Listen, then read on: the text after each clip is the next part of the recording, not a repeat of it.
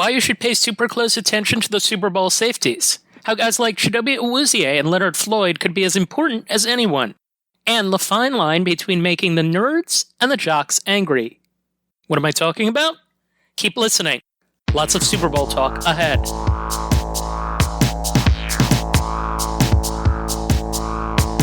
Hi, and welcome to the Super Bowl edition of Off the Charts. I'm Mark Simon, joined by SIS VP of Football Matt Manocherian and our lead football rep from R&B, Alex Vigderman. Hi, guys. Hey, what's going on, Mark?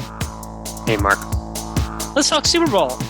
So very simply, 30,000-foot view here. If you could tell someone the most important thing to watch in this game, what would it be? For me, it would be how the Rams defend Cincinnati's weapons in the passing game. We know that the Bengals are going to want to get the ball out quickly because the biggest mismatch in this game is the Bengals' offensive line against the Rams' defensive front. We kind of already know how that's going to play out to some extent. The Rams are going to have to account for the fact that the Bengals are just much more evenly distributed talent-wise at receiver with Jamar Chase, T. Higgins, and Tyler Boyd than the Rams themselves are in the defensive backfield. If we take one look at this using points above average, which is the sort of the guts of our total points calculation that evaluates each player relative to the average, Jalen Ramsey this year has been 24 points above average, and the rest of the secondary has been 30 points below average. Stephen Polachek wrote a couple weeks ago for Sharp Football about how Jamar Chase has really opened things up for Tyler Boyd and T. Higgins in the intermediate area. So how can those non-Jalen Ramsey players on the back end for the Rams hold up in those first few seconds in those intermediate routes? I think you hit the nail on the head there, Alex. I think we're going to keep coming back to the Bengals offensive line against the Rams front being a mismatch and how that kind of dictates a whole bunch of different things in this game. Not even when the Bengals have the ball necessarily, it'll dictate some things. You hit the nail on the head there. And what I'm going to be looking at, and it goes to what you're saying when you talk about the Rams and how they're going to cover the Bengals is both teams and how they deploy their safeties. I think that both these teams want to play light boxes. We've seen it throughout the whole year. We've seen that they're built, similarly to one another in that sense. And so both of these teams are going to be trying to get the opponent out of those light boxes so that they can get one-on-ones to their superstar receivers, whether it be Cooper Kupp or Jamar Chase. So the thing I'm looking at is the safety alignment. If one team can force the other one to bring a safety down, then all of a sudden I think it'll open things up over the top. Watch the safeties. That's certainly the key point here. And just to reiterate that stat that Alex brought up earlier, Jalen Ramsey, really good. Rest of the secondary, not so much. Let's explore some things from the Bengals' perspective. Do the Bengals have any advantages besides that one that they can exploit in this game? Yeah, so going back to these teams being built similarly, right? Sean McVay and Zack Taylor come from the same coaching tree. They're both going to be very outside zone heavy teams, right? They're going to run zone blocking plays off tackle and trying to get their play action game kind of married off of that in order to control things. If game script allows, right? If the Rams can't get a big lead and the Bengals can stay kind of slowing the game down a little bit, I think Joe Mixon is a potential advantage for the Bengals. He's just a better running back than anybody that the Rams have. So if they really want to get Chase going, the way that I was saying before, get them out of the light box, I think Joe Mixon could be the tool that is a Bengals advantage when you look at both of these rosters side by side. And you mentioned that both teams run a lot of outside zone. The Bengals actually ran stretch zone about as much as anybody this year. And while they weren't super successful with it, they will be running away from the teeth of the Rams defense in terms of in the run game. The Rams are in the top 5 in EPA per attempt allowed and top 10 in positive play percentage allowed defending inside runs. And they're more middle of the pack against runs outside the tackles. Just because things can be done in a million different languages, just to go into the way we classify stretch zone versus an outside zone versus inside zone, we're just talking about the aiming point. Basically, if the aiming point's between the guards, we're calling that inside zone. If the aiming point's off tackle, we're calling that outside zone. And if the aiming point is outside, then we would call that a stretch zone. So it's not about where the running back ends up going. It's about the design of the play. And that's how we classify things. I know it's football, so you can call the same play 99 different things with 99 different coaches, just to clarify that there. So just to go back to Mixon for 1 second, let's say he has a 5-yard run, a 20-yard run, 10-yard run, and it's clear that he's establishing himself. What changes that maybe gives, is it a matter of Chase just getting one step on a guy that he's not going to be able to get otherwise, or what's going to happen that will make things easier for the Bengals passing game to develop? When we talk about the safeties and kind of the shell, when you can keep two safeties deep, that allows you to really play almost like you're double teaming Jamar Chase, T. Higgins, whoever the outside receivers are. Because you have that help over the top, all of a sudden the underneath defenders, whether you're playing man or whether you're playing zone, they just don't have as much space that they have to account for. So that's the difference that we're talking about. We got to be really careful when we start to say things like, well, they established the run and all that kind of stuff. But what we're trying to get at when we talk about this is that you can alter the shape of the defense. And when you alter the shape of the defense, then that can create different opportunities for you. So I think that would be the benefit of if they can get Mixon going. It wouldn't be because I think they're going to gain more yards with Joe Mixon than the Rams offense can gain by throwing the ball. It's because they can force the defense to play sort of left-handed, if you will. Here's the question then related to Mixon. Is the Bengals offensive line good enough for it to help them get what it needs in the running game to open up the passing game? Good enough's a loaded question, I suppose, but when you say it that way, it sort of makes me think about those chunk runs on first down that keep the offense ahead of schedule and open up the playbook on second and third down. The Bengals have generally had more success running on first down than later in the series, so that is something that I think is an option for them. Taking it statistically, on second to fourth down runs, the running back was hit at or behind the line of scrimmage nearly half the time, most in the league, and they were stuffed for no gain 21% of the time, which is eighth most in the league. So it's definitely something that they should at least consider running a little bit more on first down.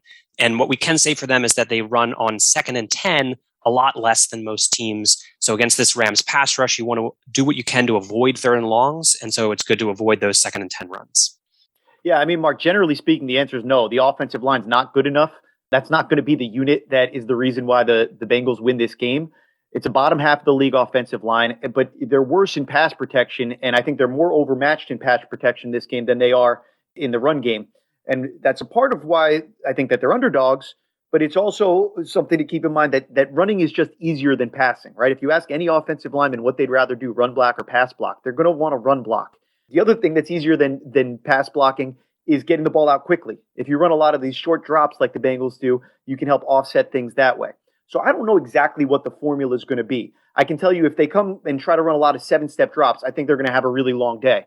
But whether it's trying to offset the pass rush by running the ball a little bit more, even if you are a little bit overmatched in terms of the upfront matchup there, you're less overmatched than you would be by trying to pass the ball. And then the quick dropbacks, I think fits into it.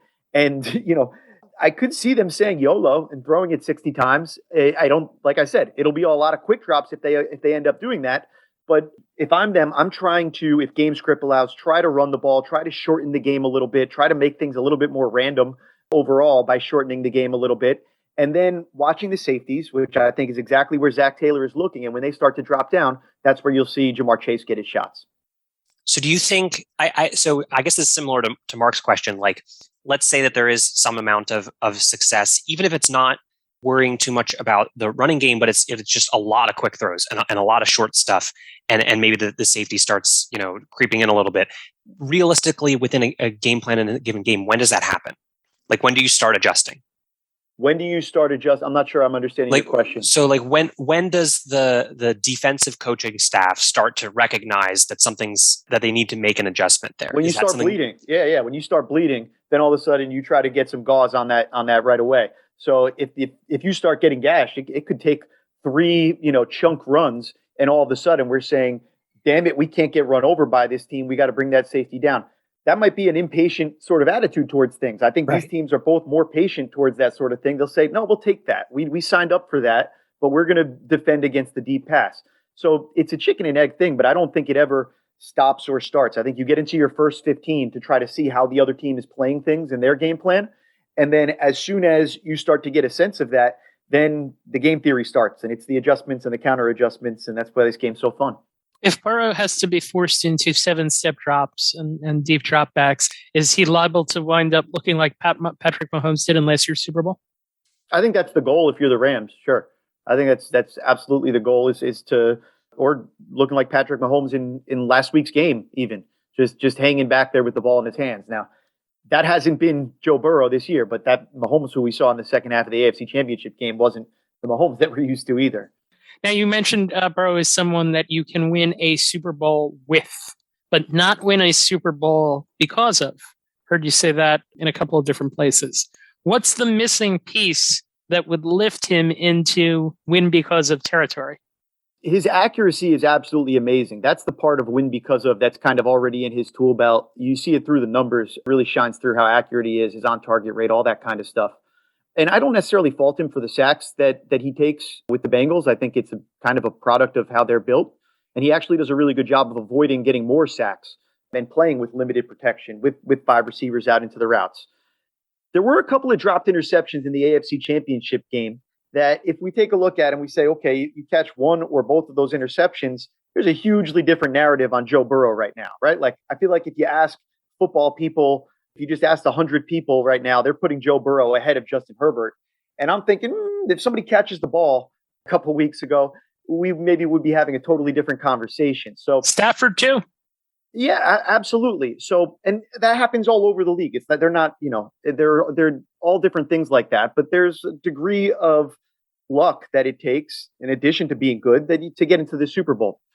I think every once in a while, the reason I mentioned those dropped interceptions is because you see inconsistent arm talent show up. And arm talent's a weird kind of amorphous term that takes a lot of different things. But what I mean when I say that is really an ability to consistently drive the ball, to consistently have the same zip on all of your throws, regardless of if you're on the move or if you have to really rear back and make a deep out type throw. You see the ability sometimes to make those throws from him. It's not like he's somebody that lacks arm strength, but there's some inconsistency that comes along with that.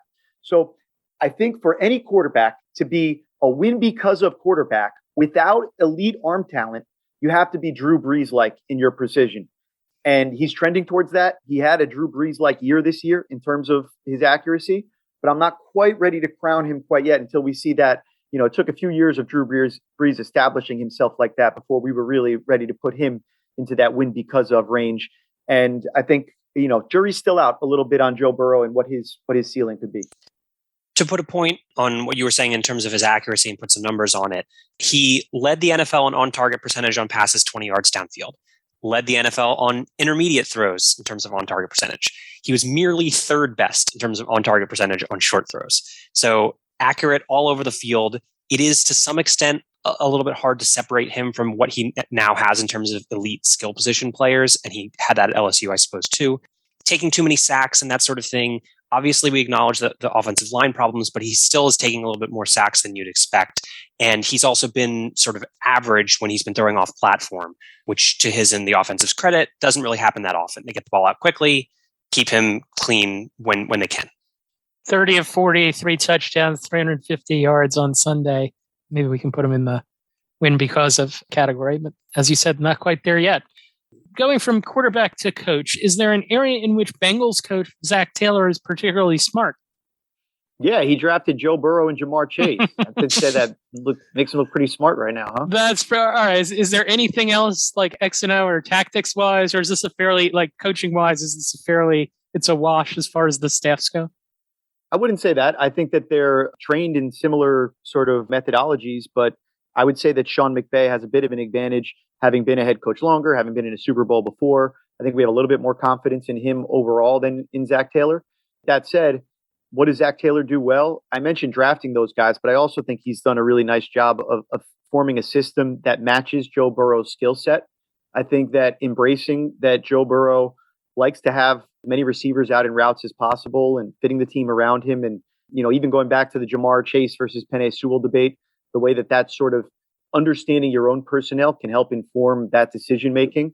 I think he's done a great job. I would say advantage McVay in terms of coaching staffs, but it's hard to argue with what the Bengals have done this year. The Rams are the favorites in this game, and they seem to be widely liked across the country. If the Rams are going to overpower the Bengals in this game, how do they do that? So I'm not sure what you mean by overpower. They can overpower them in terms of star power, I think. I think that's how this team's been built. They said, forget about first-round draft picks, top players all over the field. I think you said it was 7 players in the top 5 total points in their positions on a tweet the other day. Is that right? There's 7 of the 8 players who ranked in the top 5 of their position who are in this game are on the Rams. So it's a lot of star power at the top there. Donald, Kupp, Ramsey, Whitworth, Edwards, Floyd, and Gay. That doesn't even include Matthew Stafford. Those are the 7. Right. And what Stafford's rated number 6, whereas Burrow's number 7 on our list, something like that. Yep. So pretty close in terms of that. But in terms of all the other dudes, the Rams have a lot of dudes that can take over a game and kind of be some of the best players in the league at their own positions. If by literally overpower, you want to say, how can they overpower the Bengals? It would be through Aaron Donald. The Bengals' interior offensive line is no match for him. They've even been rotating some players inside there. So it's really been an unsettled position for them. And Aaron Donald's better at his position than any player is at their position in the NFL. And he's an absolute menace in both phases. So in terms of literally overpower, pound for pound, strongest dude in the NFL, I'd say. It is worth mentioning, you said his ability to affect both phases. This year, more than the last 2 years, obviously he was number 1 in total points among defensive tackles. Every year we've had total points. But this year in particular, compared to the last 2, has been a really impact player in terms of the run game. 20 points in terms of run defense total points compared to 10 or so at the previous 2 years. So really has been a standout performer in the middle of their run defense.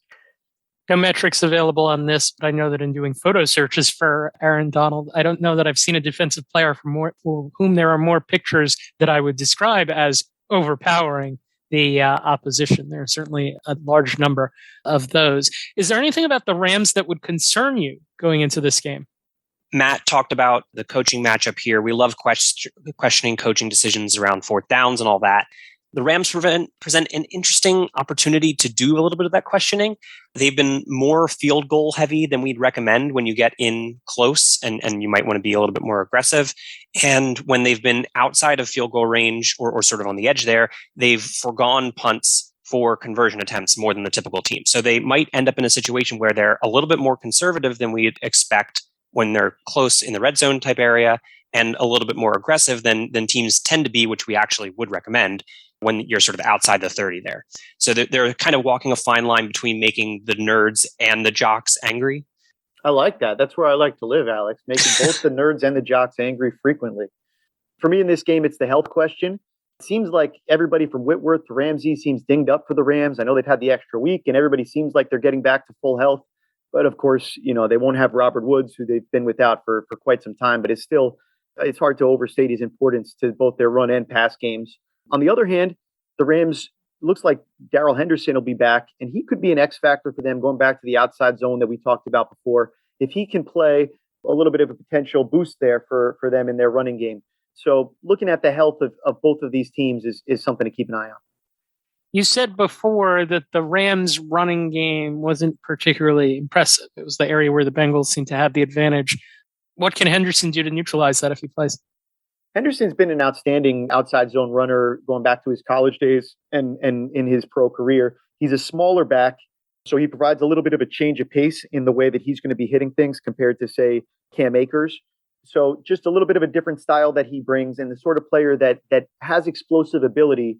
We'll see if he's, at 100% or, even in a place to play very many snaps to begin with, but something to keep an eye on. Is there anything that Sean McVay could do, whether it's with Henderson or otherwise, that he's done a little bit this season that we might see on Sunday? Like, what would that be? Yeah. So besides Henderson, who could be a wrinkle in his own right, I think with the Rams, you're always worried that they're going to go no huddle. So at any point in the game, even mid drive, they can all of a sudden go no huddle if they see a personnel matchup they like, or if they want to try to get a different spark going in their game. So you've got to be prepared for that. And you can bet that the Bengals will be spending a lot of time, or have been spending a lot of time on that. The Rams, you can expect a lot of play action. You can expect rollouts. You can expect screen passes. But in a one-game sample, I could actually see them taking a page out of the Bengals book and running some quick drop-back stuff, which would be a big tendency breaker of their own, right? Cincinnati is first in short drop-back rate. The Rams were last in short drop-back rate this year. But with all the time to prepare and kind of, cook up things that might make the other team uncomfortable, I could see the Rams taking a page out of the Bengals book. Might be something to keep an eye on. Would Kupp be good in that? Oh, yeah. I mean, he's great all over the field. He's great after the catch. So you can throw him a bubble screen. You can throw him over the middle on a mesh. And then, of course, you can get him going on two-way goes out of the slot. So, all that stuff he's very valuable for. All right. So one other thing I wanted to do was I want to focus on a couple of guys that aren't necessarily superstars, though their statistics indicate that maybe they should be discussed. Start with the Bengals and their cornerback, Chidobe Awuzie. I mention him because specific to pass coverage, he has been a near equal to Jalen Ramsey when you look at our stats per play as opposed to totality. Ramsey's got more plays, Awuzie has fewer, but per play, they're near equal. What should we make of him and how can he impact this game? Yeah, he didn't make a ton of noise this year in terms of just general discourse, but he was solid. He was not exclusively an outside corner, played in the slot a bit. A lot of guys tend to do that. He did play much better out on the outside. In fact, all of the corners on the Bengals were not particularly great playing in the slot. So that's something to keep in mind against a Rams team that runs a lot of interesting stuff with those tight splits. So Awuzie allowed just under a quarter of his targets to go for a positive EPA when he was lined up outside. He was getting beat a little bit, but he was able to catch up and limit the damage. To put that sort of in one way statistically, he had the 6th most intended air yards in the NFL this year on passes his direction, but he yielded the 59th most yards. So he was getting targeted quite a bit and quite a bit downfield, but did limit the damage a decent amount. One way he could impact the game in a negative way is exactly that situation, getting beat over the top, particularly when they're playing zone. They play a lot of it, and he was targeted more than any other player on throws 20 yards downfield in zone coverage in the regular season. And he's allowed 137 yards and a touchdown on 5 of those targets just in the playoffs alone. It's always interesting when you have a player with splits like that, because anybody who's done simple things like fantasy football or DFS will tell you, look at targets, don't look at the yardage totals, look at the opportunities that they're going. So, coaches are telling you something by the fact that he's got the 6th most intended air yards in his direction, but at the same time, the performance has been there to this point. So it'll be interesting to see kind of which one of those tendencies gives, if any, in the Super Bowl. And again, it's only one game. He could certainly be great. He could certainly be a non-factor. Meanwhile, we talked plenty about Aaron Donald, Jalen Ramsey, and Von Miller, but what about Leonard Floyd? He ranked 5th among linebackers in points saved this season. 2 years with the Bears, 7 sacks. 2 years with the Rams, 20 sacks. What could his impact be on Sunday? Floyd is a perfect example of the sort of interactive nature of pass rush. If you look at what we might call a cleanup sack, where one player hurries the quarterback and the other one ends up getting the sack, Floyd is second only to TJ Watt in the last 2 years with 10 of them. So having multiple threats up front, which the Rams obviously do, makes a huge difference. We call that sloppy seconds, not cleanup sacks. We call it sloppy seconds. Sorry, go on. Yeah, so another example of this is that he had 4, or another example of sort of the interactive effect of having multiple threats along the defensive front is he had 4 sacks this year when he went unblocked. So having pass rush threats both inside and outside, adding Von Miller obviously relevant, just makes it hard for the offense. And when you can hit, the edge rushers from both sides, Donald up the middle, it really presents a problem for both the coaching staff and also the quarterback and the center trying to get those protection calls out.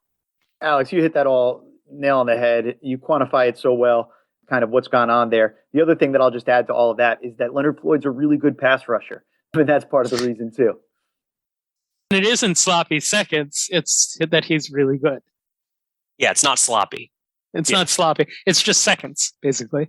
And we should also point out David Edwards of the Rams. He ranks 3rd among guards in total points.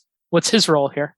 Yeah, so Edwards plays left guard, and along with Andrew Whitworth, for my money, has been part of the best left side of an offensive line in the NFL this year. Where Whitworth more excels in pass protection, Edwards has excelled in the run game. So during the regular season, he was charged with just 4 blown blocks on run plays, and he didn't have a holding penalty in either phase.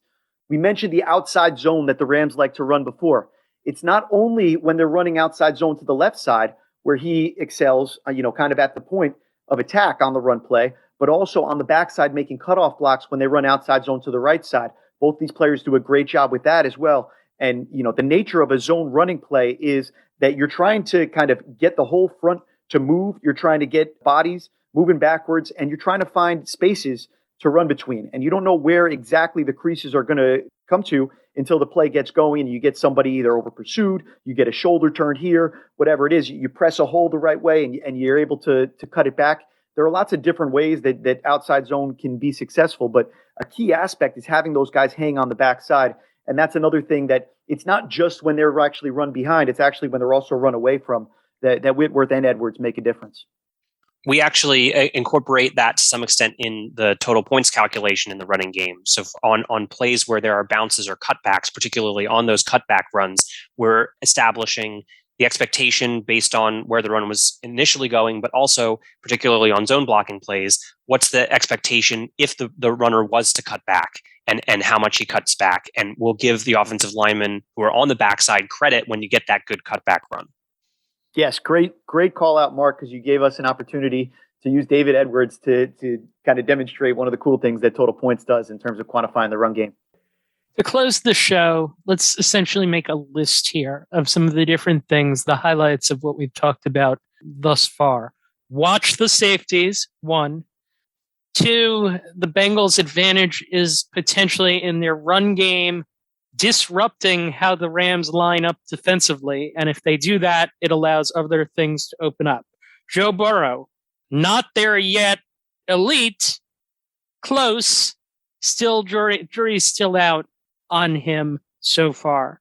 What are the other things that we should be calling out that people should be aware of that we've talked about so far? I mean, have a fun time watching some of the amazing players in this game. We talked about the Rams being a superstar team. Matthew Stafford, Cooper Kupp, Odell Beckham Jr. I would throw Andrew Whitworth in that category in terms of offensive players. Jalen Ramsey, and of course, Aaron Donald is probably my favorite player in the league. Just an absolute dominator, unlike anybody else. And we didn't even talk about the 2 defensive ends that they have. We were mentioning before that with Von Miller and Leonard Floyd causing all kinds of problems. So enjoy watching all those fun players. And same story with the Bengals. You talk about Jamar Chase, T. Higgins, Tyler Boyd, Zoma, Mixon. I mean, Joe Burrow. I don't want to get it twisted here. Being a win-with quarterback is a big deal. Being a quarterback that you can win a Super Bowl with is a big deal. I don't think I'll be winning many arguments if they do win with people that want to tell me he's not part of the reason, a big reason why they won the Super Bowl. So we can see the ascent. I just really would encourage people to sit back and enjoy it. I think that, we talked about the advantages that the Bengals might have in the running game and that sort of thing. But certainly from an entertainment perspective, if they end up putting it up 60 times and letting Burrow sling it all over the yard, like that's going to be a great watch for everybody. We'll close the show with Corey's Corner. SIS gaming guru Corey March offers his thoughts on prop bets to consider for the big game. Thanks, Mark. Our first Super Bowl prop bet is Joe Mixon to lead the game in rushing yards at plus 110 odds. Mixon is tied with Cam Akers as the most likely candidate to be the rushing leader, according to the sports books. The Rams have a superior run defense, but we expect the gap in carries between Mixon and the other backs to be large enough for him to overcome this. Mixon has handled over 80% of the Bengals' team carries in each of the last 2 games. We project him for 78% of the carries in this one, which our model converts to 19 attempts for 74 yards. Meanwhile, the Rams are getting Darrell Henderson back, and while we don't expect him to see the field much, if at all, there's the threat that the Rams could be splitting their carries between 3 backs. Our projections expect Akers to be the Rams' rushing leader with 14 carries for 60 yards. The second prop bet is a longest reception matchup, and we like Van Jefferson to come out ahead of Tyler Boyd. Both sides are minus 115 on DraftKings Sportsbook. It's fair to expect Boyd to see more passes thrown his way. SIS has him slated for 15% of the Bengals' targets, compared to 10% for Jefferson. But these 2 receivers are used very differently, which is the reason why we're siding with Jefferson. Boyd has seen 13 targets in the playoffs so far, with an average depth of 4.6 yards, compared to Jefferson, who has an ADOT of 17.7 yards on his 9 targets. Among the receivers in this game, Boyd has the lowest ADOT in the playoffs, and Jefferson has the highest. It should only take 1 reception for Jefferson to steal this one, considering none of Boyd's playoff receptions have come for longer than 10 yards. Our third and final prop recommendation is to take the over on the number of Rams to catch a pass. The number's at 6.5 on DraftKings, with the odds set at minus 110. There's Cooper Kupp, Odell Beckham Jr., and Van Jefferson. That's 3 wide receivers we expect to catch a pass. Cam Akers and Sony Michel have both caught a pass in each of the last 2 games. That brings us to 5. If Tyler Higbee plays, he'll catch a pass. If he doesn't, Kendall Blanton should fill in his shoes, and that's 6. There'd need to be 1 more pass catcher, and there are a few options. Both Higbee and Blanton could catch a pass. Ben Skoranek, Henderson had 29 receptions before getting injured, and he can't rule out somebody popping up out of the blue. Matthew Stafford? Could they try and sneak 40-year-old Andrew Whitworth a touchdown? Regardless of who it is, the odds are good enough to take it at -110. Thanks, Corey. Certainly, as you guys were talking about before, memories and careers can be made off of one game that will be played on Sunday. This wraps up this week's show. For Matt Manocherian and Alex Vigderman and our producer, Justin Stein, I'm Mark Simon. Thank you for listening to the SIS Off the Charts Football Podcast.